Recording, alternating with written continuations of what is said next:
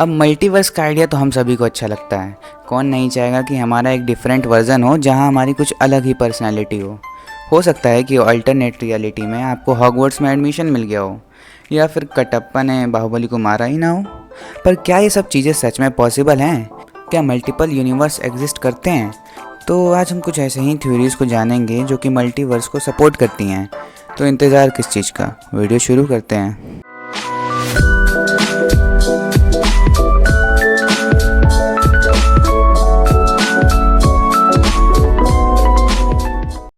Infinite universes theory. बहुत से scientist का मानना है कि जिस यूनिवर्स में हम रह रहे हैं उसका कोई एंड पॉइंट है ही नहीं, बल्कि ये हमेशा ऐसे ही चलता रहेगा। उनका कहना है कि अगर हम किसी स्पेसशिप को यूनिवर्स के एंड पॉइंट तक पहुंचाने की कोशिश करें तो वो सन, मून, प्लैनेट्स और ब्लैक होल इन सब से होकर स्पेस में ही कहीं उड़ता रहेगा। But not everyone agrees with this idea.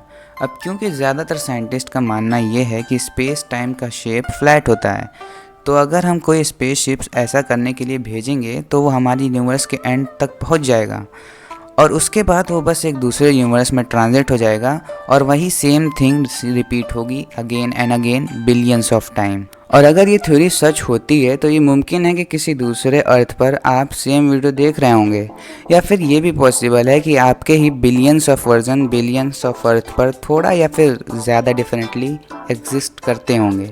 पर यह भी सच है कि अगर ऐसा होता भी है तो हम कभी भी अर्थ के रेप्लिका को खोज नहीं पाएंगे, क्योंकि वहाँ से लाइट आने में हमारे यूनिवर्स की जो एज है उससे ज़्यादा टाइम लगेगा।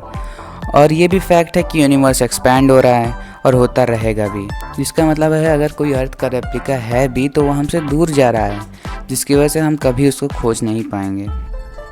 Daughter universe theory. अब ये थ्योरी बेस्ड है क्वांटम मैकेनिक्स पर, जिसमें कि हम किसी भी चीज़ को उसके सब एटॉमिक पार्टिकल्स के बेसिस पर स्टडी करते हैं। और बेसिकली ये क्वांटम मैकेनिक्स बेस्ड है प्रोबेबिलिटी पर। और इस थ्योरी के अकॉर्डिंग किसी सिचुएशन के जितने भी पॉसिबल आउटकम्स होते हैं उतने डॉटर यूनिवर्स क्रिएट हो जाते हैं। फॉर एग्जांपल, आपने किसी को प्रपोज़ किया, अब या तो आपका प्रपोज़ल एक्सेप्ट होगा या तो रिजेक्ट, और उस टाइम यूनिवर्स के दो डॉटर वर्जन क्रिएट हो जाएंगे, जिसमें एक यूनिवर्स में आपका प्रपोज़ल एक्सेप्ट होगा तो वहीं दूसरे में रिजेक्ट होगा। पर अगर ऐसा होता है तो हमको एक ही रियलिटी नज़र आएगी, क्योंकि हम उनमें से किसी एक ही यूनिवर्स में रहेंगे और हमको वही रियलिटी लगेगा जो हम देखेंगे या फील करेंगे। डेजा वू थ्योरी। डेजा वू मतलब कि प्रेजेंट के कोई इंसिडेंट को देखकर ये ख्याल आना कि ये तो पहले कहीं देखा है या फिर हो चुका है। इस थ्योरी के अकॉर्डिंग इनफाइनाइट यूनिवर्स पहले से ही एग्जिस्ट करते हैं, हम बस उन्हें देख नहीं सकते, पर वो किसी रेडियो चैनल की तरह चल रहे हैं। मतलब कि जैसे हम एक टाइम पर किसी एक ही फ्रिक्वेंसी के चैनल को सुन सकते हैं, क्योंकि सब चैनल की वेवलेंथ कुछ ना कुछ डिफरेंट होती हैं। सिमिलरली बहुत से यूनिवर्स एग्जिस्ट करते हैं, बस उनकी वाइब्रेशन की फ्रिक्वेंसी अलग अलग है और हम उन्हें देख नहीं पाते हैं। और कुछ छोटे मोटे डिफरेंसेस उन्हें यूनिक बनाते हैं, जैसे कि किसी यूनिवर्स में आपने ये वीडियो देखी तो किसी में नहीं देखी और किसी में आधी ही देखी। पर यह भी हो सकता है कि कुछ टाइम के लिए आपका एक्शन किसी यूनिवर्स में सेम हो जाए, जिससे कि उन दोनों यूनिवर्स के कुछ टाइम के लिए ओवरलैपिंग हो जाए और आपको फील हो कि ये चीज़ पहले हो चुकी है, क्योंकि किसी यूनिवर्स में आपने यही सेम चीज़ किया है। खैर, ये बस एक थ्योरी है, इसका कोई साइंटिफिक प्रूफ नहीं है, तो ज़्यादा टेंशन मत लीजिए कि आपका कोई कॉपीड वर्जन किसी दूसरे यूनिवर्स में बिलियनियर होगा और आप यहीं पड़े हुए हैं। Black hole cosmology.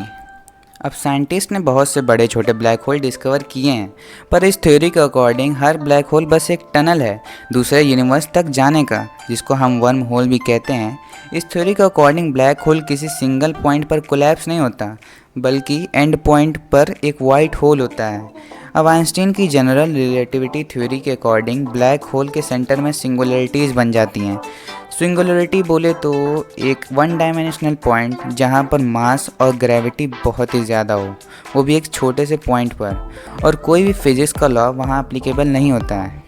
पर इंडियाना यूनिवर्सिटी के फिजिसिस्ट निकोडेम पोप्लाउस्की ने एक मैथमेटिकल इक्वेशन रिप्रेजेंट किया है, जिसमें कि ये सजेस्ट किया गया है कि सिंगुलरिटीज़ की जगह वर्म होल भी एग्जिस्ट कर सकते हैं, और जो भी चीज़ ब्लैक होल एब्जॉर्ब करता है वो बस एक दूसरी रियलिटी में एक्सपेल हो जाता है। और सुनने में तो ये कुछ हद तक पॉसिबल भी लग रहा है। Bubble universe theory. According to this theory हमारा यूनिवर्स बस एक बबल की तरह है और ऐसे ही बहुत से बबल यूनिवर्स में एग्जिस्ट करते हैं। बस फ़र्क यह है कि हर यूनिवर्स में लॉ ऑफ फिजिक्स अलग अलग है और हमारे यूनिवर्स के पास किसी भी स्ट्रक्चर के फॉर्मेशन के लिए जैसे कि स्टार, प्लैनेट और बायोलॉजिकल सिस्टम के लिए जो पैरामीटर्स चाहिए वो काफ़ी सही है। और क्योंकि बाकी यूनिवर्सेस में लॉ ऑफ फिजिक्स डिफरेंट है इसलिए बहुत से यूनिवर्स में हम एग्जिस्ट ही नहीं करते हैं। पर अब फिजिसिस्ट का मानना है कि total 10 to the power 500 universes exist हो सकते हैं।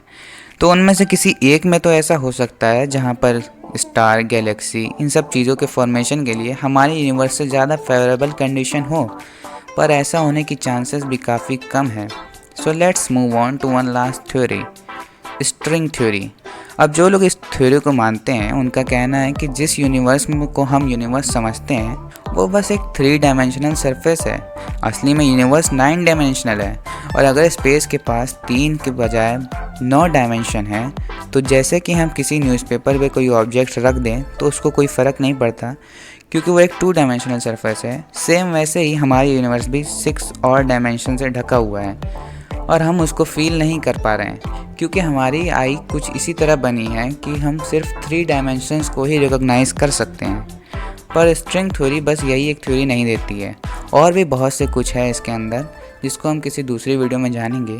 और हाँ, जाते जाते ये भी बता दें कि इस वीडियो में जितनी भी थ्योरी आपने डिफरेंट या फिर पैरेलल यूनिवर्स में के बारे में जानी है वो बस एक आइडिया है और इसका कोई भी साइंटिफिक प्रूफ नहीं है। तो अपना जुड़वा खोजने यूनिवर्स में मत निकल जाइएगा।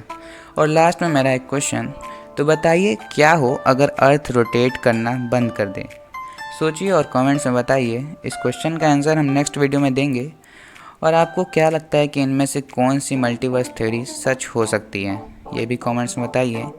और इस वीडियो को देखकर कुछ भी अच्छा लगा, मज़ा आया या फिर कुछ नया सीखने को मिला तो लाइक कर दीजिए इस वीडियो को। चैनल पर नए आ गए हैं कहीं से भी तो सब्सक्राइब तो कर ही दीजिए चैनल को। हम मिलते हैं आपसे ही ऐसे ही किसी नई वीडियो में, तब तक के लिए बाय बाय।